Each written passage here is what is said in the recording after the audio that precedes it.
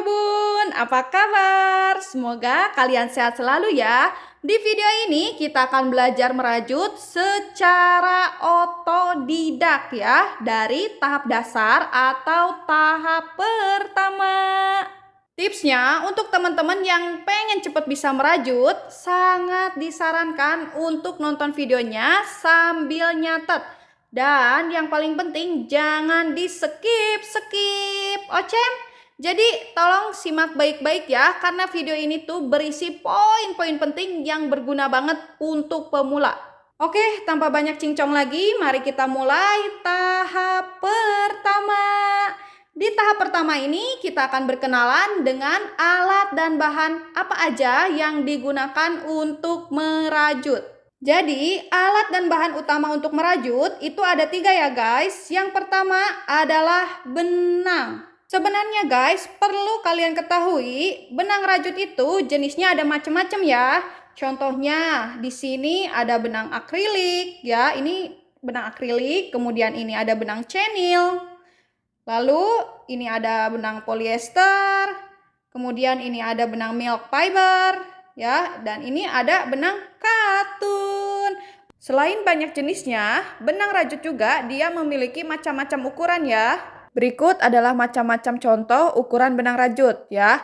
Ada nomor 0 atau disebut ledge atau disebut juga ultra fine. Kemudian nomor 1 yang disebut pinjering atau super fine. Nomor 2 sport atau fine. Nomor 3 decay atau light. Dan seterusnya. Di pembelajaran merajut ini kita akan pakai benang polyester ya. Jadi benang polyester itu tampilannya seperti ini.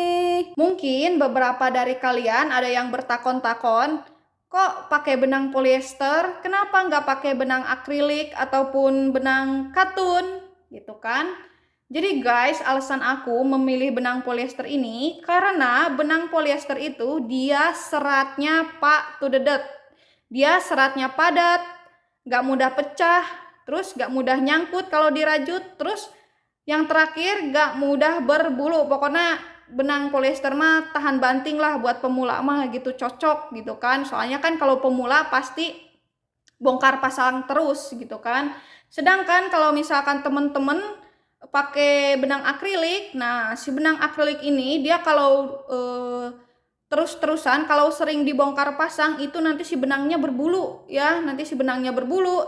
Ya mending kalau kalian orangnya cuek nih, kalau kalian orangnya penganut keperfeksionisan dan kerapihan, rada geli gitu kan ngerajut benang berbulu. Pokoknya rada ribet lah gitu. Apalagi benang benang katun. Nah, kalau si benang katun dia itu kalau dirajut buat pemula dia pasti bakal mudah pecah dan si hak penate pasti nyangkut-nyangkut, pokoknya mau genaheun lah gitu. Jadi itu dia guys alasan aku kenapa memilih benang polyester ya. Semua ini demi kebaikan kalian, biar mood kalian itu terjaga ya, tidak frustasi akan benang. Oke? Trust me lah, inti nama trust me. Dan ingat juga ya guys, di pembelajaran merajut ini kita akan pakai benang polyester dari merek Onitsuga Politik. Kenapa aku pakai dari merek ini? Karena menurut aku benang Onitsuga yang Politik ini dia memiliki ukuran benang yang pas ya. Jadi si benangnya itu tidak terlalu kecil. Tuh kalian bisa bandingin kan, ini yang kecilnya tidak terlalu kecil ataupun tidak terlalu besar, jadi pas lah buat pemula.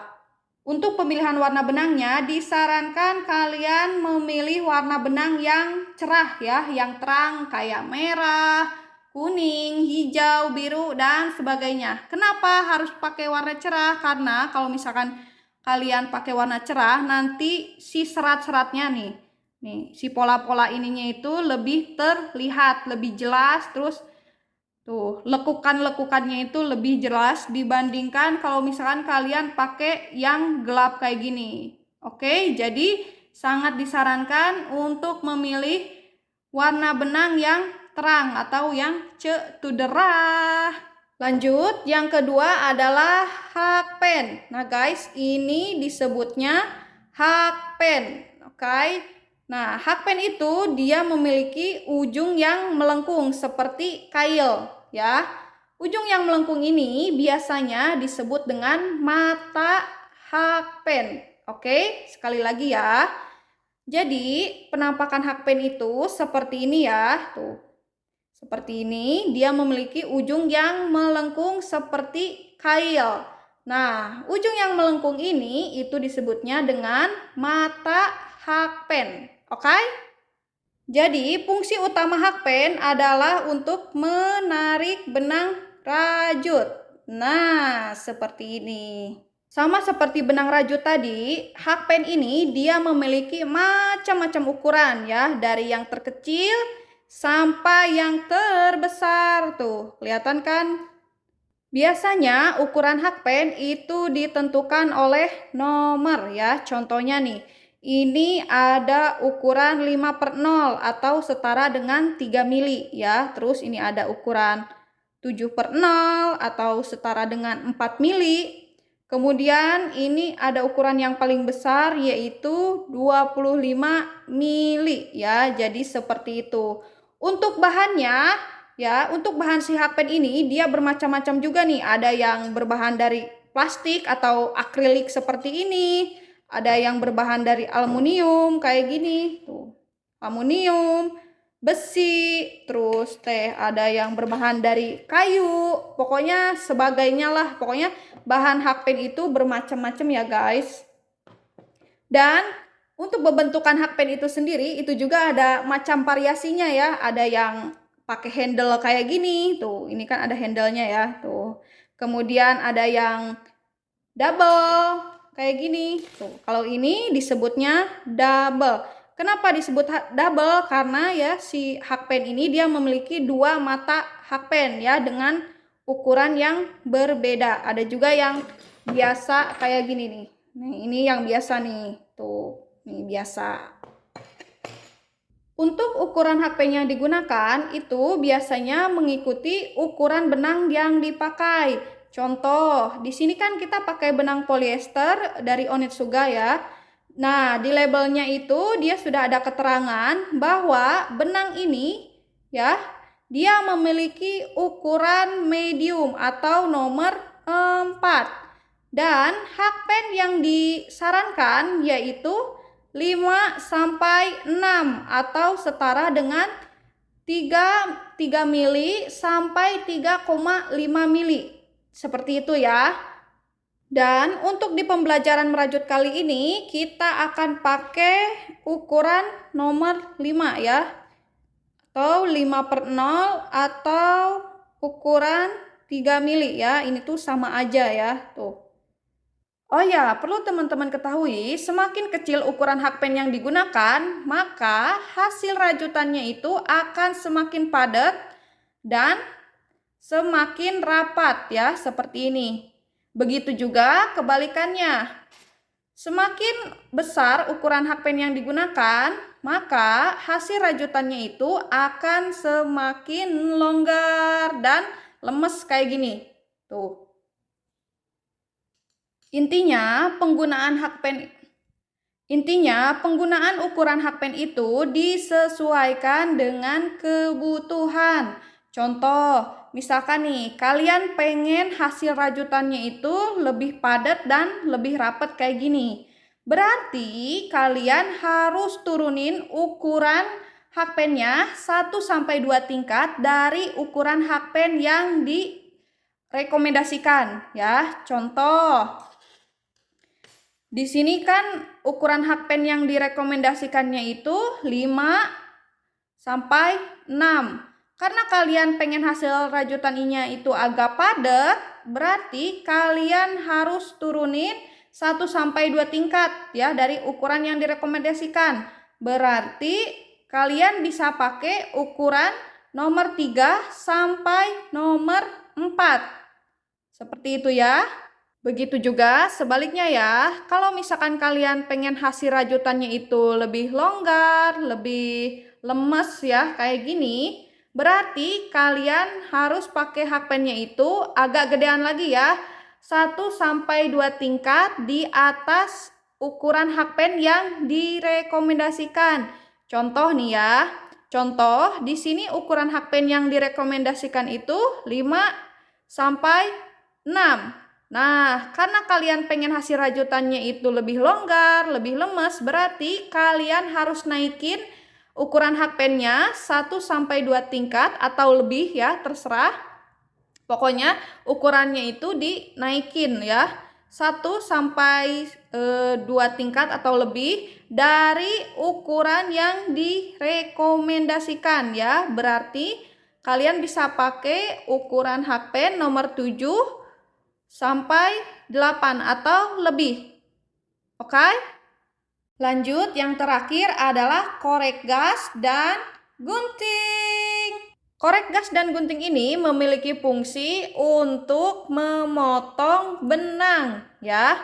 Karena di sini kita pakai benang polyester, jadi memotong benangnya kita akan menggunakan korek gas ya. Kenapa? Kok nggak pakai gunting sih? Jadi begini guys, kalau misalkan benang polyester dipotongnya itu pakai gunting, nanti hasilnya akan seperti ini.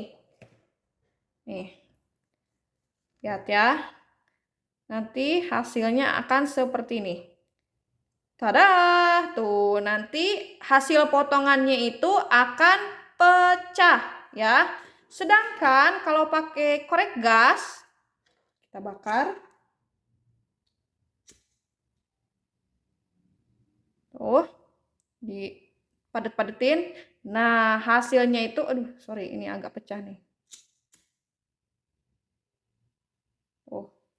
Nah, kalau dipotong dengan korek gas, nanti hasilnya itu dia rapet ya, enggak pecah kayak gini. Maka dari itu, kalau kalian pakai benang polyester ya, sebaiknya dipotongnya itu menggunakan korek gas.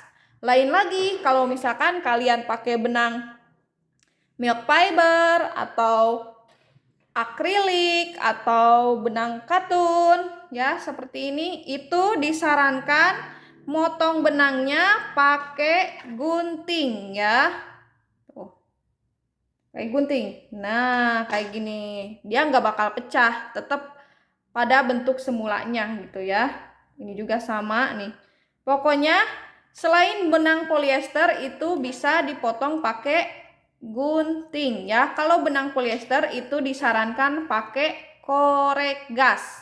Oke? Nah, itu dia guys, alat dan bahan untuk merajut. Cuma ada 3 item ya. Yang pertama itu ada benang rajut, kemudian hakpen, dan yang terakhir adalah korek gas atau gunting ya. Jadi, sebelum lanjut ke video berikutnya, kalian siapin dulu nih benang polyester merek Onitsuga yang politik ya. Kemudian kalian siapin hakpen ukuran nomor 5 ya, 5/0 atau ukuran 3 mili. Merek hakpennya itu bebas mau merek apa aja, yang penting nomornya ya. Nomornya itu 5/0 atau ukuran 3 mili. Oke? Kemudian yang terakhir adalah korek gas ya, ini penting banget nih. Oke, harus disediain. Ketiga alat dan bahan ini bisa kalian dapetin di toko rajut terdekat atau kalian bisa langsung aja klik link yang ada di kolom deskripsi. Oke Eurobun, tahap pertama sudah selesai. Mohon maaf ya kalau misalkan penjelasannya itu rada belibet atau kurang dimengerti. Kurang dimengerti, mohon maaf banget. Dan buat teman-teman kalau misalkan ada pertanyaan, kalian langsung aja tulis di kolom komentar. Dan jangan lupa juga buat subscribe channel ini supaya akunya makin meledak dan makin semangat ngajarin dan sharing ilmu belajar merajut secara otodidaknya ya. Dan disclaimer dulu ya guys, ilmu yang aku sharing ini itu berdasarkan pengalaman aku yang belajar merajut secara otodidak. Oke, sampai sini dulu. Terima kasih. Bye-bye. Semoga hari kalian menyenangkan. Muah.